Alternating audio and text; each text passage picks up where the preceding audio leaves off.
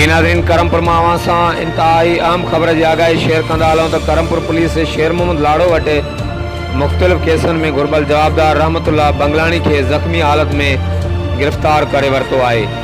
Karampur police मूजिबि Karampur police SHO Abdul मजीद बिरोही जी अॻुवाणी में ॾियाणी Magsi link road ते मामूल मूजिबि गश्त करे रहियो ऐं शेर मोहम्मद लाड़े वटि चेकिंग दौरान जवाबदार रहमतुल्लाह बंगलानी पुलिस के ॾिसी फ़रार थियण जी कोशिश कई ऐं पुलिस मथां फायरिंग करे ॾिनी।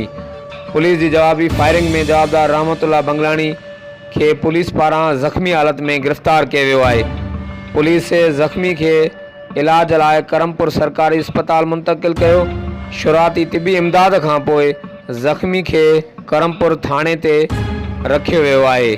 पुलिस मूजिबि पुलिस मुक़ाबले में गिरफ़्तार ज़ख़्मी जवाबदार 5 खां 10 केसनि में घुर्बल आहे ऐं पुलिस वधीक ॿुधायो त जवाबदार जी केसनि जी जेकी मालूमात आहे उहा मुख़्तलिफ़ थाणनि तां वठी रहिया आहियूं।